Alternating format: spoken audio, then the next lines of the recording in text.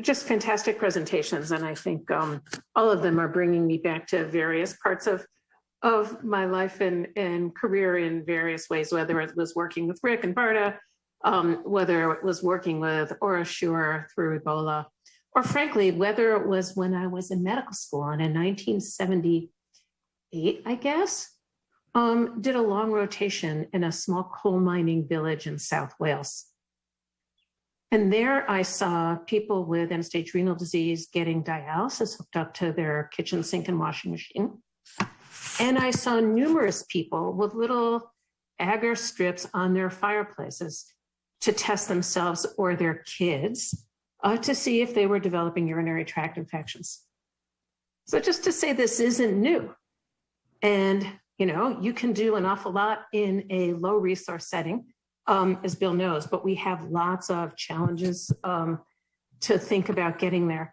I know that there were a set of really pre-scripted questions, but I think all three speakers have challenged me to ask about a couple of things. And Bill talked about this 100-day mission, the idea that, yeah, we had vaccines in less than a year. In the time it took to develop vaccines, you know, 2 million people died. We have to do it a lot faster. And vaccines, I mean, therapeutics and diagnostics are on that critical path to figuring out, do you even need to develop a vaccine, right? And then how are you going to get there? How are you going to test it, monitoring its effectiveness, et cetera? It has seemed to me that if we're going to get to 100 days, including for diagnostics, there are a bunch of things in our ecosystem, both in the US and globally, that are nobody's responsibility right now, that would help us get there faster. And the thing that I was struck with, I guess, Kathleen and Rick during Ebola, and for all of you during this, is it was nobody's responsibility except for the individual developer to collect specimens so you could validate diagnostic tests in a standard way. And everybody was having a free-for-all doing it for themselves. Can you each name some sort of an innovation that you think needs to happen for us to get diagnostics like these diagnostics you're talking about developed faster, more efficiently, better, so that they can be made available more equitably to the world? You can maybe comment, linking the Ebola experience here. We at OraSure approved our Ebola device in, I think, about 8 months. It was under an EUA, and one of the accelerators was the use of sample panels that I believe at the time were provided by CDC. So we didn't have the burden of going out to try to find a patient population to make the test available.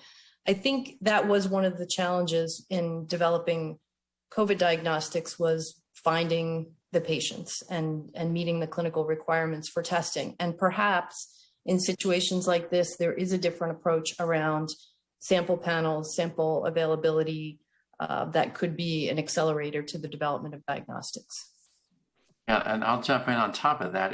That's absolutely necessary, but it can't be in the control of a government, because we know that governments don't share. We have all sorts of sample sharing agreements and treaties and protocols and frameworks and such. And for Ebola, for Zika, for influenza, for SARS-CoV-2, governments don't share, no matter what sort of treaty or agreement or framework they've signed or agreed to.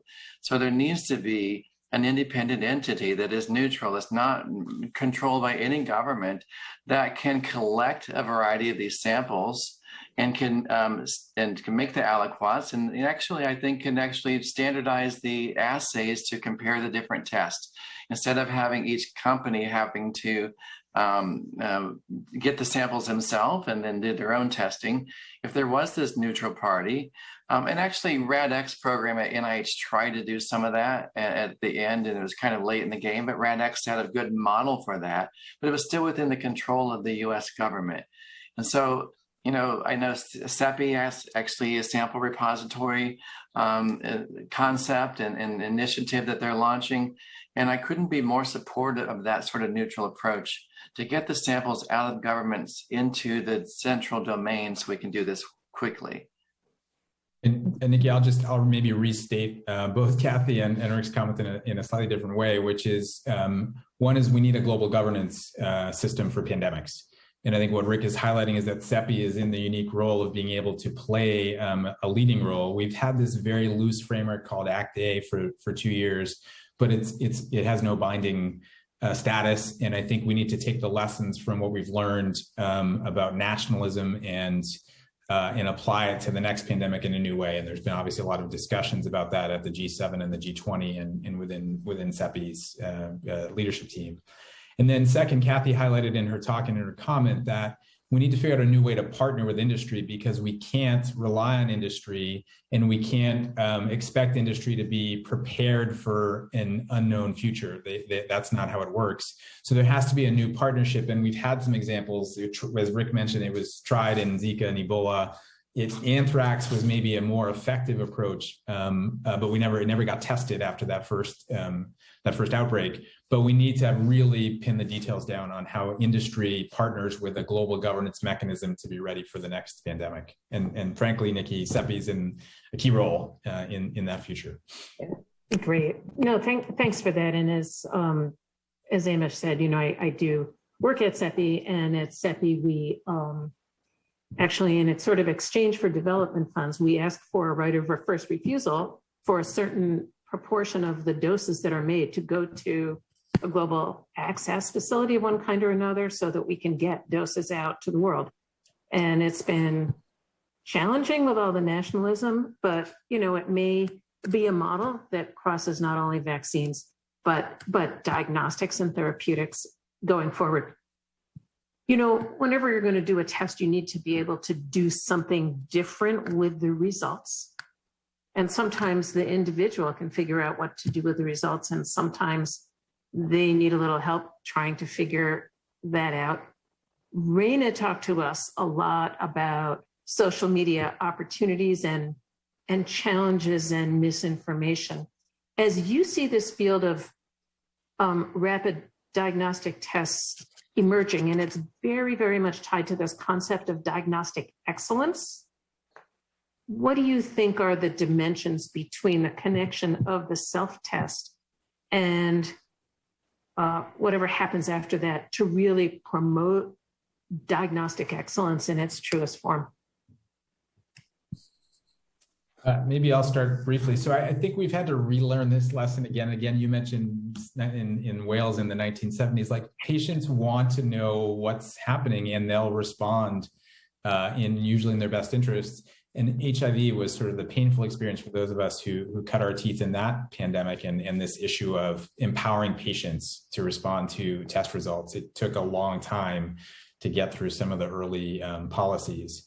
And I think we're seeing that play out here. Self-testing, I think the approach to self-testing in COVID and in earlier diseases has been, well, there's going to be a few people who really don't understand what the result means. And we've targeted our policies to them instead of the broad mass of people who will do the right thing because they want to protect themselves and their families and their communities. And I think we have to identify that as our core goal and then create the digital tools, the education programs, communications to support those efforts while we're making sure those tests are widely available so we don't promise them that they'll have those tools and then fail to deliver on those. And I think that's the issue, is it really is about empowerment and not about the few who will misuse the results in some way that we would like to try to avoid as much as possible, but shouldn't drive policy in my view. Yeah, and I also think that, right now we have a lot of rapid tests going out and for the right reason, that we hope people will use them and behave differently if they get a positive result to reduce the further transmission of the SARS-CoV-2 virus. But we also need to find a way to plug those results into a system, a network. And there's a lot of distrust right now. So people don't want to share that information because they don't know if it's going to the government. And there's a disconnect between trust in an individual and the government, especially in this pandemic. But if we could incentivize them to scan that test and share that result and show that it can give them access to a treatment immediately so they can get the drug on board sooner and get more benefit from that drug. If we can find a way to incentivize people to share that result for the greater global good, greater public good, like we do with cancer now. So it's not unheard of. People like to share those diagnostic results in cancer and their personal genetic material for cancer for a greater goal and ambition to help solve and cure cancer and different cancers. If we can use that same approach somehow, leverage that approach for public health, so people want to share that result because it will make their community safer or the world safer, that would be a model that I would like to drive us towards as we think about, I have a test result at home, it might help me, but how can I get more and help the world? Yeah, I agree with the comments, and I do think it's the burden is on the manufacturer to ensure that we're putting the right tools in place for the consumer or the patient to manage their test results. And there are many techniques or tactics we use to do that: label comprehension studies, usability studies, using visuals, and testing those to make sure that people know how to use those tools. So I think the burden is on us to make sure that those resources are there. It's interesting on the surveillance and data piece. Our HIV experience would say that many of the reasons people would try the over-the-counter HIV test was because it was anonymous. And I do believe in a situation or like HIV, you want people to test, and you don't want the requirement or the burden of surveillance to limit people's willingness to take the test and learn their status. So it's a fine balance between obtaining the data and that surveillance and the benefit of that from a public health standpoint with the individual benefit of knowing your status. And if I could just add one thing, I think there's a certain irony in many countries in the world. You can walk into a pharmacy and buy chloramphenicol over the counter, and yet you can't get a self-test for HIV or COVID. And I think we're misrepresenting the risk of test availability as opposed to drug availability or other tools we use to control disease. Yeah, and I'm going to just tether on what Bill was saying in his presentation too, that as we think about these powerful tools, it is about equity and making sure that it is a global asset and a global tool that's available. And if we can reduce the cost of these tests, so they are $1 for everyone, everywhere. I mean, a pregnancy test right now is available in the dollar store. It's important for that, the price to come down. There's not a whole lot, and there's some that Kathleen will argue with me a little bit, but there is some of the tests, rapid tests we have, there's not a lot of difference in the technology or the cost of goods in that $1 pregnancy test than there could be in a quick dipstick antigen test for flu or for RSV or multiple pathogens. So there needs to be a way to not lower the price so much everywhere around the world that doesn't incentivize further innovation and scale up in production, et cetera. But we do need to make sure that the tests and the tools we develop are affordable and accessible and available to everyone around the world.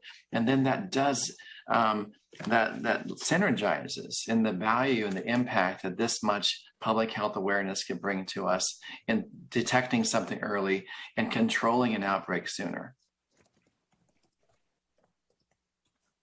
And maybe just to add to that for all of you, I think there needs to be also a manufacturing footprint around the world.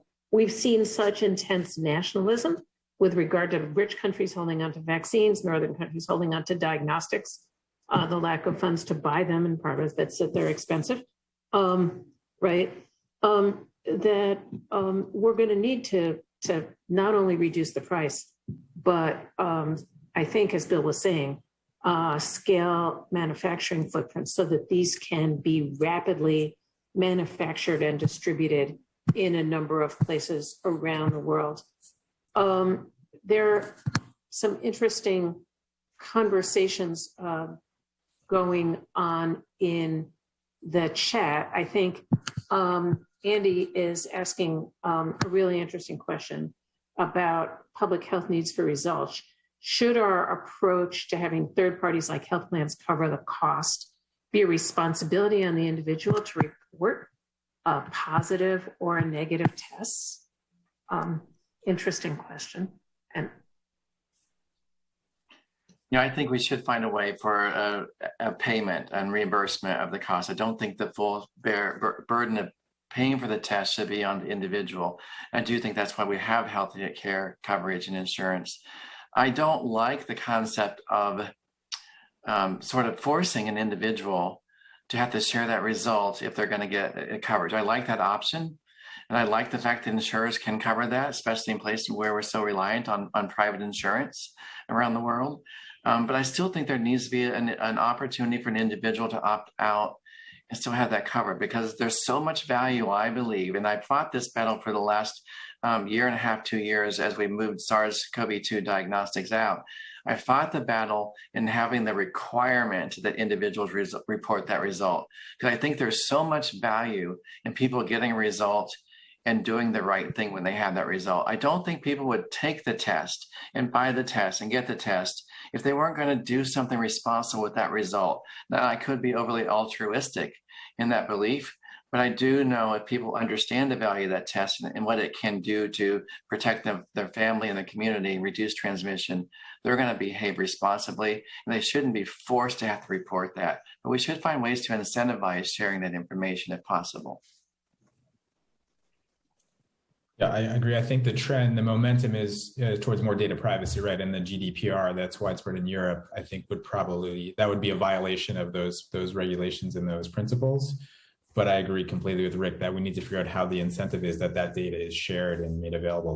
But I don't think it can be legislatively forced on most people. Yep, I agree. Points. Yeah.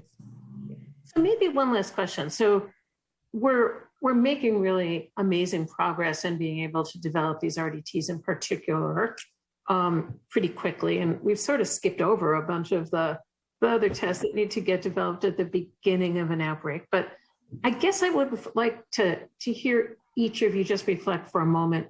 What else needs to be in place in the infrastructure, either domestically or in resource-constrained settings, for this concept of diagnostic excellence, again, to be operationalized to the fullest? And might also note that there are the potential for rapid tests for all kinds of things, not just infectious diseases. Glucose testing is probably the best example, but yeah, maybe I'll start in the global setting. And I think so. Eric Rubin mentioned this hours ago now in his keynote, but I think the surveillance mechanisms for rapid identification of a new pandemic need to be there, and we made a lot of progress on having genomic sequencing tools available now in every country in the world, which wasn't the case 2 years ago. So that's critical, but we're not there yet, as I showed in that slide. And then the second technology we haven't talked about are multiplex molecular platforms that are closer to patients, sort of level 1 primary healthcare centers that can differentiate flu from COVID from a new respiratory virus or another virus pandemic potential. And we're getting close to those tools being available, as I think Rick highlighted. I think that's a key technology. Self-tests and antigen RDTs are going to be essential, but there are these other tools that we need to have in place to really mitigate the next pandemic in a much smoother way. Yeah, and maybe I'll jump on that. I think we talked a lot about self-testing, self-sampling, and collection of samples. It is easier to do in many cases, and then send the samples into a centralized facility, a point of care, molecular platform. You can get more out of the sample. You can do multiplexing. There are various samples that can be collected. That's a whole nother element of self-testing, self-sampling, and we've probably under-leveraged that up to this point in time. COVID is an example where we've taken, no one ever thought about using the network of PCR machines for infectious disease testing. Now we know what we can do, and I think that's something to think more broadly about and leverage. And I'm going to say, I think we're just leaving a lot of data on the table, out on the field, that new things we can be aware of. If we had a data infrastructure, a data architecture, where we can collect the various data. Each company that does testing and sequencing, a lot of them still have that information in a proprietary way within their company. When we do clinical trials, we have a lot of information gleaned from clinical trials of therapeutics or vaccines on the evolution of a virus and how it changes, and those data sets are staying within confines of those countries. or within national borders.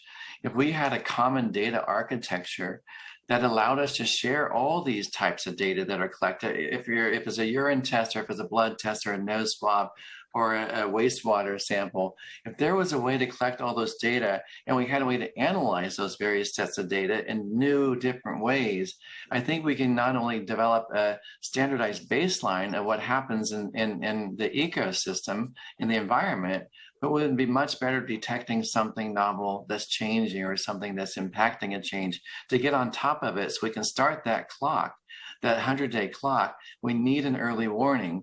And if we just wait on our traditional systems and siloed data systems, we're going to miss it every single time. It's going to be 100 days before we know it happened, and the virus is going to, or bacteria or fungus, is going to be out of control. I think we had that centralized, is not the word I want to use, it came out of my mouth, but some sort of global standardized data system, federated system of some sort, where we can collect and analyze these data in new disparate ways. We can become much smarter, leave less data on the field, and know what's happening around us in each of those samples and each of the air. Thank you. We've just got a couple minutes left. You know, there's a emerging conversation in the chat about with everybody's experiences with rapid diagnostic tests in this country. I mean, Bill is reminding us that parts of the world have still had very little, not enough here. But do we think it's going to create the demand for more for at-home diagnosis for many other conditions? And I wonder if you might sort of reflect, not theoretically, but a bit on some of the emerging technologies to do that for the other kinds of conditions that people could possibly self-test for, both in the US and in resource-poor environments. Yeah, I can mention one, and I certainly agree with the comment I think Bill made. I hope so. I hope this is a launching pad for broader self-testing, self-collection. We, through our Belgian subsidiary, have a proprietary urine collection technology, and it's used in ex-US for HPV screening and cervical cancer screening. That's just one example of an area. Urine is a wonderful sample type, easily self-collected, that I hope we can do more with in the oncology space. It is used in the US in some bladder or some prostate cancer screening applications today, but there is so much more to be done there. So I agree. I'll just add on a global basis, I think cervical cancer, the technologies like Kathy mentioned, and then continuous glucose monitoring for diabetes globally is a huge one, and the technologies are now there, and that's a critical one that can be self-monitored, which right now is a major challenge in diabetes control globally. Yeah, and I'm going to say we have to incorporate these into our daily life in a new way, or we're not going to have them when we need them for an emergency response. So more of those molecular, multi-pathogen or multiplex molecular tests and assays in the home that can tell an individual if it's a respiratory virus or if it's bacteria. It's going to change the way we treat influenza and stop giving antibiotics for influenza, but maybe give an influenza antiviral drug. That's going to help address the cascade of antibiotic resistance that's driving AMR, antimicrobial resistance downstream. And it's also going to help us when people leave a hospital from sepsis. We have so much more data now that sepsis has a high recurrence and relapse. And we have these tests at home and the monitors at home incorporated with home diagnostic and test. I believe we can actually look and identify a relapse of sepsis much sooner and faster and get someone back into the hospital so they're not dying at home because of relapse from sepsis that they thought they recovered from before they left the hospital. There's multiple ways we can use these home tests and diagnostics for bacterial, viral differentiation, identification, and other health status monitoring that's going to improve our health care overall. Right. I know we're at time, and I'm just going to ask you to continue to pay attention to some interesting discussion in the chat, also about test characteristics, and maybe just close with something that I learned and relearned with every disaster at ASPR, which is that good response is always built on the back of a strong day-to-day system. If your day-to-day system is rickety, your response is going to be rickety. Our day-to-day system going into this for diagnostic testing in a widespread way was admittedly pretty rickety, as was the ways in which we developed and scale these tests. And I think this provides us a bridge to a much stronger day-to-day system. So thanks for our panelists for really terrific presentations. Thank you. Thank you. Thank you very much.